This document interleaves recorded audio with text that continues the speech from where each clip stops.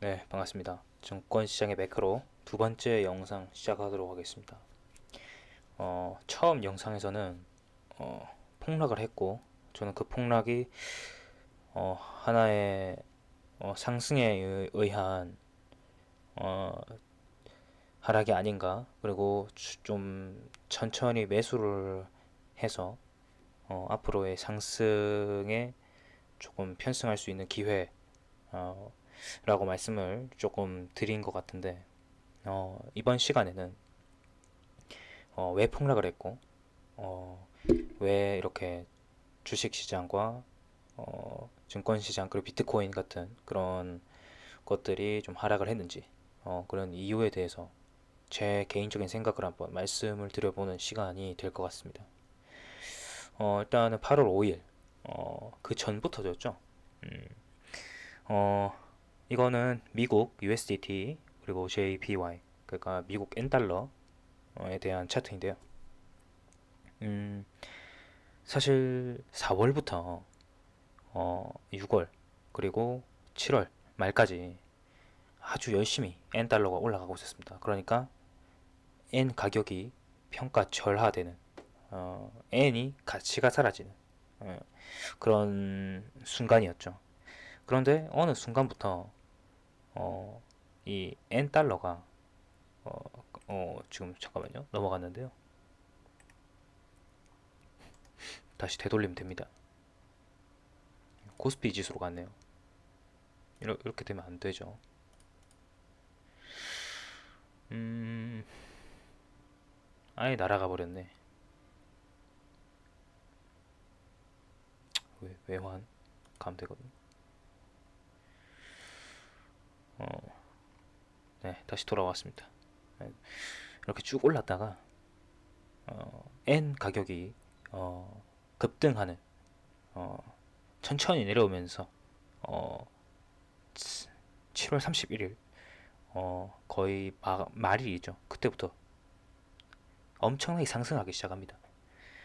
어, 달러가 반대로 N보다 약세를 겪는 현상을 말합니다. 이렇게 보면 눈속임 같죠. 이 미국 달러, 일본 N이 가치가 떨어진 거 아니냐? 라고 볼 수 있는데요. 아주 지금 우리 개인들의 조금 혼란을 겪게 하기 위해서 좀 이런 식으로 어, 만들어 놓았을 수도 있겠죠. 그냥 쉽게 원 달러, 원 N 환율로 보면 됩니다. 어, 달러 N 말고요. 달러 원 달러, 원 N으로 보면 됩니다. 자, 이렇게 보면요. 계속 하락하고 있다가 뉴스 봤을 겁니다. 850원, 860원, 계속해서 떨어지고 있다. 그리고 우리 한국인들이 막 증권에서든 현물이든 엄청난 돈을 일본 엔화에 투자하고 있다. 왜? 떨어지고 있으니까. 그리고 일본 여행도 많이 가고요. 사고 있다 이렇게 뉴스가 나올 때가 6월, 7월입니다. 그런데 이후부터 이렇게 상승을 하기 시작하죠. 950원까지 피레심 찍습니다. 자, 바로 이 날이 급등 이후에 그리고 엔화의 급등, 그리고 주가 지수의 폭락이 있었던 8월 5일 2024년입니다. 그 이후에 조정이 들어갔죠. 이렇게 급등을 한 이유가 뭘까요? 다 아시겠지만은 우리 엔캐리 트레이드 이후에, 그러니까 엔화가 쌌습니다. 쭉 엔화 1년 차트로 보겠습니다. 이렇게 보면요, 한 달 이렇게 쭉 보면요,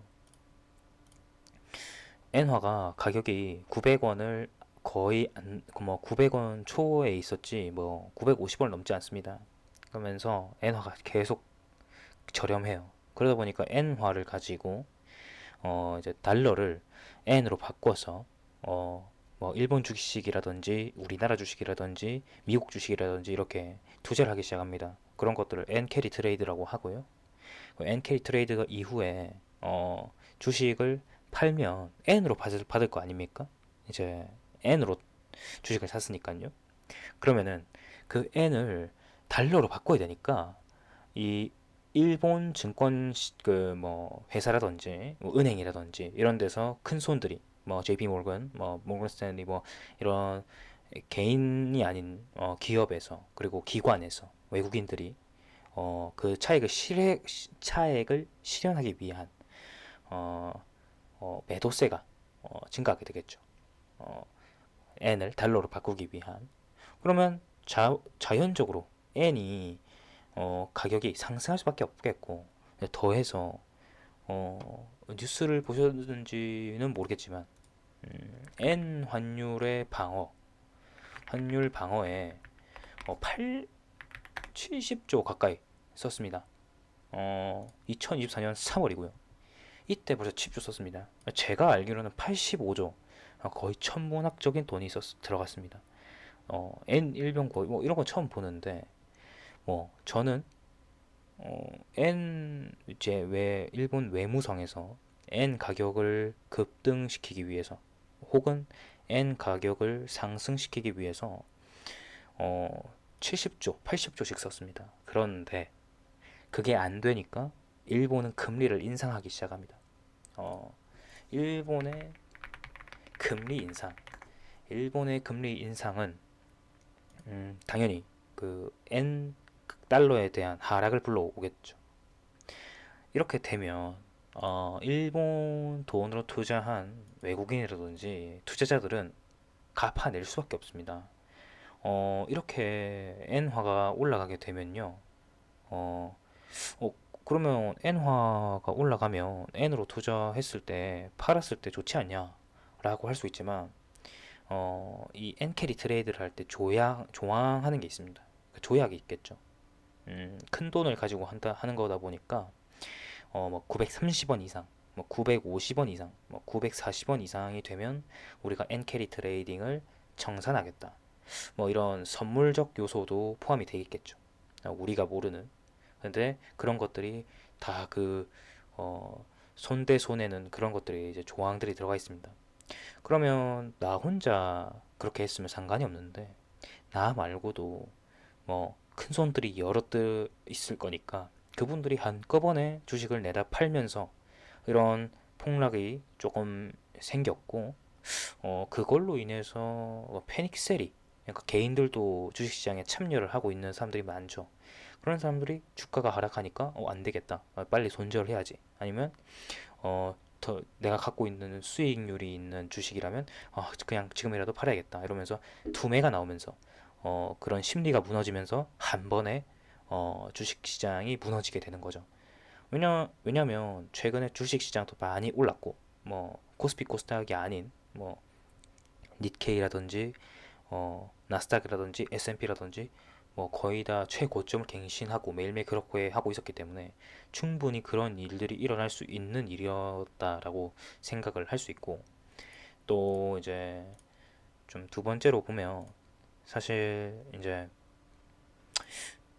미국의 달러 지수가 이제 있습니다. 미국의 달러 지수가 있는데 요것도 한번 볼게요.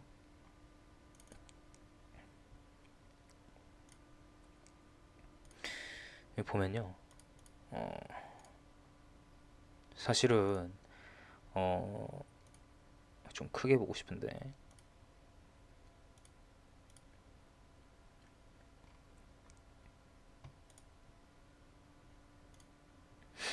잘 안 되네요. 음,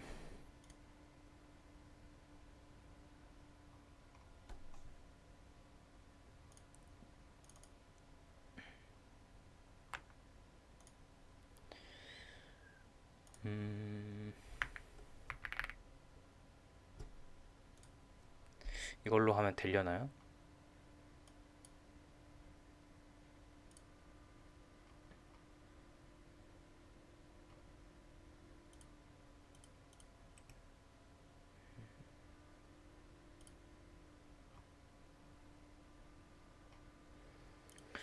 자, 보겠습니다. 어, 1일로 보면 자, 2021년 자, 이제 폭락장에서 달러 인덱스, 그러니까 미국의 달러 인덱스가 있는데 항상 위기 때마다 달러 인덱스가 폭등했습니다. 위험하니까 뭐 엔이든 달러든 기축 통화를 보유해야겠다. 현금화 해야겠다. 우리가 현금으로 갖고 있는 것보다 우리나라 돈으로 갖고 있는 것보다 달러로 갖고 있는 게 좀 더 안전하다고 생각하지 않습니까, 사람들이? 자, 2020년 3월 20일 정확하게 코로나가 있었을 때 완전히 대폭락했었죠. 그때 서킷 브레이커 걸리고 나스닥 15%, 뭐 우리나라도 뭐 8%씩 이렇게 하락했을 때 이 달러 인덱스는 폭등을 했습니다. 자, 두 번째. 자, 2022년 9월. 자, 이때 빅스텝이었습니다. 우리나라도 그랬고 미국도 그랬고 미국이 금리를 한꺼번에 어 뭐 75bpm, 그러니까 0.75, 0.5 이런 식으로 올릴 때였습니다. 불확실성에 달러는 연중 최고치를 찍었습니다. 그때 생각나셨는지는 모르겠지만은 미국 달러가 1,400원, 뭐 1,500원도 가고 뭐 1,700원까지 갈 수 있다. 뭐 우리나라 망한다. 뭐 이런 아주 무서운 그런 공포의 그 뉴스가 많이 나왔었죠. 그런 좀 언론에서 이렇게 얘기를 많이 했었을 때가 2022년 9월 30일, 29일이었습니다. 이때 빅스텝을 했었고요. 자이언트 스텝을 했었고요. 자, 그리고 이후에 7월 이후에는 이렇게 쭉 떨어져서 뭐 2023년 1월부터는 계속해서 횡보하고 있는 그런 시장이 되겠습니다. 근데 이번 달러 인덱스가 8월 5일 폭락에는 오히려 US 달러 인덱스 퓨처, 그러니까 달러 인덱스가 폭락을 했습니다. 지금 보이시죠? 아니, 주식시장이 폭락을 했는데 왜 달러 인덱스가 폭락을 하냐? 달러의 가치가 없는 거냐? 아니면은 이 증권시장이 아닌 기축통화시장도 안전하지 않다는 것이냐? 라는 그런 반증이 되겠죠. 주식시장과 똑같이 움직입니다. 뭐 폭락 이후에 하나, 둘, 셋, 넷. 아까 전에 제가 첫 번째 영상에 올렸었던 나스닥이라든지 S&P라든지 폭락 이후에 3연속 양봉을 만들고 음봉을 만들었었죠. 그러니까 이런 비슷한 맥락의 차트는 우리 전 세계에 침체가 있을 수 있겠구나. 침체로 인한 그 자산 시장의 가격 하락이 아니냐라는 그런 뉴스가 많았었고, 그렇게 생각을 하는 사람들이 많았기 때문에 이렇게 떨어졌던 걸로 생각이 듭니다. 뭐 이번이 처음이죠. 이렇게 떨어졌는데 달러 인덱스가 떨어지는, 오히려 올랐으면 모르겠지만 오히려 떨어져 버리는 어, 이런 거에 있어서 미국 달러 인덱스의 하락은 제가 생각할 때는 어, 여기 미국 재무부의 그건데요. 여기 좀 잘 안 보일 텐데 좀 크게 보겠습니다. 우리 옐런 그리스번, 우리 그 재무부, 미국 재무부에서 우리 트러스트 바이백, 그러니까 우리가 미국 국채에 그 20개 정도를, 장기 국채를 바이백 하겠다, 다시 사드리겠다 라고 발표를 합니다. 언제까지? 우리가 2024년 줄라이 7월 7월 31일까지 우리가 바이백을 하겠어. 8월 1일, 잘 모르겠는데, 제 영어를 잘 못해서. 줄라이, 어쨌든 31일, 2024년 31일까지 우리가 바이백을 하겠다라고 돼 있습니다.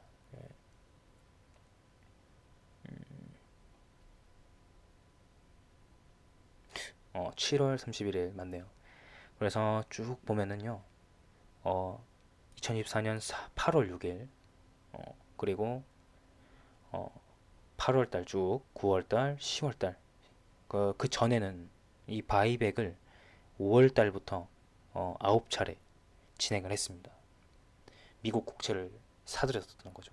그러면서 그 유동성을 세상에, 우리 주식시장이든 부동산 시장이든 이 침체되어 있는 그 경기에 있는 그런 돈을, 유동성을 좀 공급하면서 LP 어, 행동을 좀 합니다. 유동성 공급을 좀 했고요. 그러다 보니까 주식시장에 상승이 일어났고 그 바이백이 끝나고 그 이후에 주식시장에 하락이 생긴 게 아닌가라는 말씀을 하는 사람들도 있습니다. 어, 시간도 정해져 있어요. 시간도 정해져 있는데 앞으로도 바이백을 할 것이다. 이 8월 5일 폭락이 있었던 이후 직후에 이런 어, 옐런 그리스펀 옐런 할머니가 이렇게 바이백을 하겠다라는 성명문을 내게 됩니다. 우리가 국채를 살 테니 시장에 유동성을 풀겠다라고 얘기를 했고요.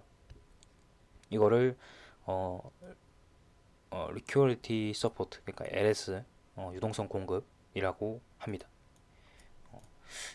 이거는 제가 그 하이퍼링크를 나중에 유튜브 끝나고 올려드리겠습니다. 올려드리면은 한번 들어가서 자세하게 보시면 이렇게 돼 있습니다. 이거 말고도 다른 것들도 많습니다. 그래서 두 번째로 음, 솔직히 제가 생각할 때는 이 폭락은 그냥 일반적인 알고리즘 트레이딩에서 비롯된 그 엔캐리죠. 그러니까 엔달러가 갑자기 폭락하니까 그거에 대한 그 리스크를 감당하기 위해서 컴퓨터가 조금 자동 매도 주문 같은 그런 셀링 지점에서 한꺼번에 같이 확 던져버린 게, 그러니까 물량을 그렇게 생각을 하고 있고요. 또 뉴스를 다 믿으면 안 되지만 모건 스탠리 같은 경우에는 45%, 그리고 JP 모건은 75%, J, JP 모건, JPM 치면은 자기들은 이번 엔캐리 청산을 75%를 했대요. 자기네들은. 그러면 엔캐리 트레이드의 청산이 끝나면 주가가 어떻게 될 것인가? 그것도 한번 우리가 지켜봐야 될 것 같고. 음, 만약에 엔캐리가 끝났는데도 주가가 하락하면 그거는 무슨 어떤 문제가 있는지, 금리를 하락하는데 그거에 대한 또 우려가 있을 수도 있고. 근데 금리 인하 말고 금리 인하를 하긴 할 건데 인플레이션율이 높아서 우리가 금리 인하를 하겠다 이러면은 주가가 또 떨어질 수도 있겠죠. 그런데 인플레이션이 낮아서 우리가 적합한 인플레이션에 도출이 되어서 금리 인하를 하겠다라고 한다면, 그러면은 주가 상승에 또 도움이 될 수 있는 그런 그 심리적 요인으로 보여줄 수 있겠죠. 어떤 식으로 뉴스를 내느냐에 따라서 우리 주가가 좀 많이 움직이는 거에 있어서 최근에 많이 너무 좀 조심스러운데, 어, 사실 미국 같은 경우는 아직까지 대선이라는 그 확실한 그런 빅, 빅 뉴스라면 빅 뉴스인데 빅 뉴스가 하나 남아 있고, 이란과 이스라엘, 이팔 전쟁에 대한 그런 우려도 나와 있고요. 그 러시아하고 우크라이나 전쟁은 사실 증권 시장에 딱히 그렇게 표출이 되는 것 같진 않습니다.